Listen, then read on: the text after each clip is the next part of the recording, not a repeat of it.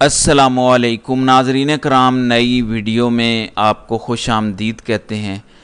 Supreme court of Pakistan में सूरत हाल लम्हा ब लम्हा तब्दील हो रही है। 12 जुलाई को सुप्रीम कोर्ट ने मखसूस नशिस्तों वाले केस का फ़ैसला दिया।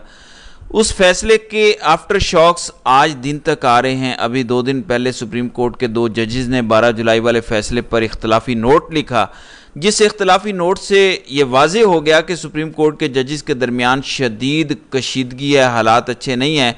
लेकिन आज काजी साहब ने हार मान ली है। एक बहुत बड़ा फैसला जिसने ये साबित कर दिया कि काजी साहब ने तो हथियार डाल दिए हैं।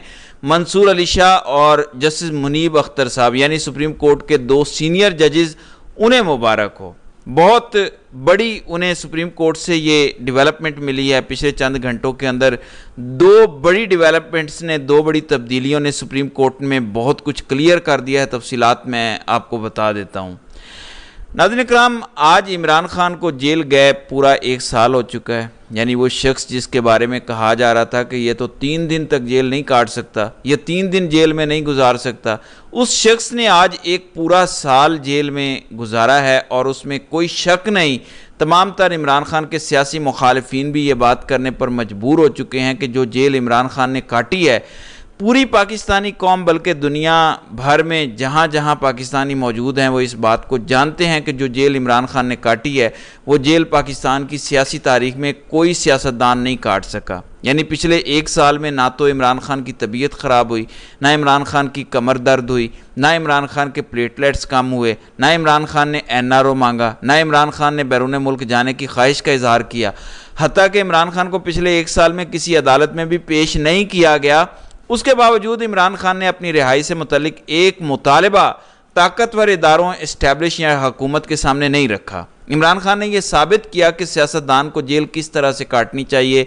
पाकिस्तान की सियासी तारीख में नई तारीख इमरान खान ने इस तरह से जेल काट कर रकम कर दिया। बहरहाल इमरान खान की रिहाई के दिन करीब आ चुके हैं। अब हफ्तों की नहीं, दिनों की बात है, क्योंकि वो तमाम बेबुनियाद मुकदमात जो 5 अगस्त 2023 से इमरान खान पर बनाए गए वो आहिस्ता आहिस्ता ख़त्म हो चुके हैं, चंद रह गए हैं। आइंदा 1 से 2 हफ्तों में इन मुकदमात ने भी ख़त्म होना है और इमरान खान ने जेल से बाहर आना है। बहरहाल तहरीक इंसाफ के कारकुनान के लिए आज फ़ख्र का दिन है कि उनके लीडर ने किस जवां मर्दी के साथ जेल काटी। कम अज़ कम नवाज शरीफ, शहबाज शरीफ, आसिफ जरदारी और पाकिस्तान के माजी के तमाम सियासतदानों की तरह जेल में जाकर बीमार नहीं हुए।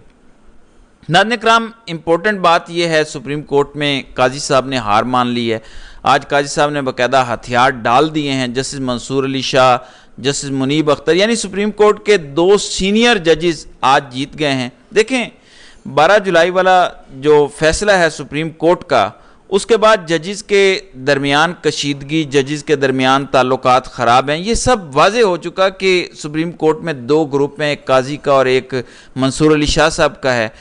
12 जुलाई वाले फैसले ने काजी साहब को बहुत बड़ा धचका दिया, क्योंकि काजी साहब ये सोच रहे थे कि शायद सुप्रीम कोर्ट काजी साहब के हक़ में फ़ैसला देगी, आइनी तरमीम के ज़रिए काजी साहब को एक्सटेंशन मिल जाएगी। जब तमाम तर प्लान नाकाम हुए तो काजी साहब ने आज हार मान ली। आज ये साबित हो गया कि काजी साहब के हाथ से गेम निकल चुकी है। पिछले चंद घंटों में 2-3 बड़ी डेवलपमेंट्स, बड़ी तब्दीलियां सुप्रीम कोर्ट के अंदर हुई हैं।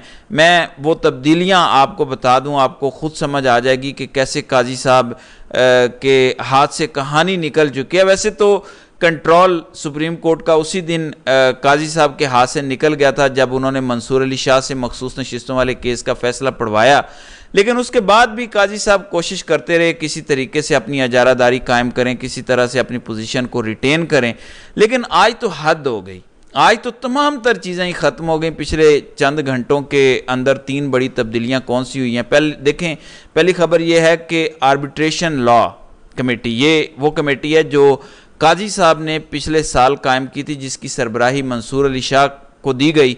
अब आर्बिट्रेशन का जो लॉ है, यानी सालसी का जो कानून है पाकिस्तान के अंदर, उसमें कुछ तरामीम करनी थी। पुराने कवानीन को ख़त्म करना था, नए मुजवज़ा कवानीन को उनमें शामिल करना था, ताकि इस सालसी के कवानीन को मज़ीद मजबूत किया जा सके। मंसूर अली शाह ने इस कमेटी में बहुत काम किया, बेशुमार इस कमेटी के इजलास हुए। इस कमेटी में बहुत ज़्यादा लोग थे, बताया जाता है कि 15-16 लोग थे इस कमेटी में, जिन्होंने पिछले 1 साल में बहुत काम किया और सबसे ज़्यादा काम मंसूर अली शाह ने किया। यहाँ तक कि कुछ दिन पहले जस्टिस जस्टिस मंसूर अली शाह ने आर्बिट्रेशन लॉ कमेटी का एक नया बिल ड्राफ्ट किया, जिसको सुप्रीम कोर्ट ने बाकायदा अपनी प्रेस रिलीज के जरिए मीडिया को बताया कि आर्बिट्रेशन यानी सालसी के नए कवानीन मुतारिफ कराए गए हैं, जिससे अदालती निज़ाम मजबूत होगा। अब से कुछ देर पहले मंसूर अली शाह को इस कमेटी की सरबराही से हटा दिया गया। जस्टिस यहिया आफरीदी को इस कमेटी का नया सरबराह मुकर्रर कर दिया गया।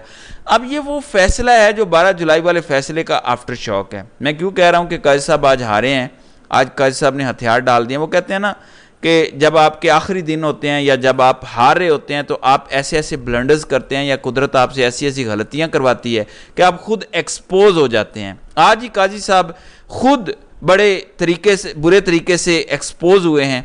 दूसरी खबर भी आपको बता दूं, फिर ये जो आर्बिट्रेशन लॉ वाली कमेटी पर थोड़ी सी इनसाइड इंफॉर्मेशन बाद में बताता हूं। दूसरी खबर यह है कि सुप्रीम कोर्ट के जजेस को रिसर्चर्स दिए जाते हैं। सुप्रीम कोर्ट के जजेस के साथ पूरा एक अमला होता है। जाहिर है अगर किसी जज ने कोई फैसला सुनाना है तो उसने जो तफसीली फैसला राइट डाउन करना है वो उसने खुद तो कंप्यूटर पर जाकर नहीं लिखना, उसके साथ रिसर्चर्स होंगे, उसके साथ दीगर लोग होंगे, इंटरप्रेटर भी होंगे।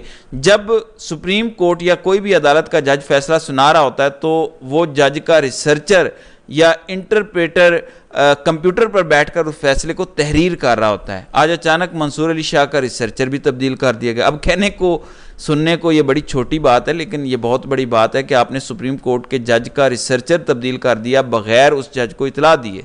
यानी ये इतनी पेटी चीज़ लगती है आपको, यानी इतनी छोटी चीज़ लग रही होगी कि काजी साहब अब इस तरीके की लड़ाइयों में पड़ गए हैं जिस तरह की लड़ाइयाँ गली मोहल्लों में दो लड़कों के दरमियान होती हैं। अगर कोई एक बंदा क्रिकेट खेलते हुए लड़ाई हो जाए तो दूसरा जिससे लड़ाई हुई हो वो विकटें उठा के ले जाए कि ना मैं खेलूंगा ना खेलने दूंगा। तो काजी साहब इस तरह की लड़ाइयाँ सुप्रीम कोर्ट में ले आए हैं। इससे बड़ी तब्दीली सुप्रीम कोर्ट में आज काजी साहब ने यह की कि जस्टिस मुनीब अख्तर यानी मंसूर अली शाह का रिसर्चर तब्दील किया बगैर इतला दिए।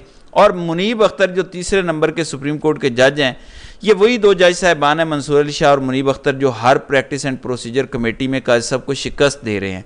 क्योंकि काजी साहब को ज़ाती तौर पर इन दोनों जजेस पे गुस्सा है, क्योंकि काजी साहब के पास 18 जुलाई को नून लीग ने मखसूस नशिस्तों वाले केस की नज़र सानी दरख्वास्त दायर की।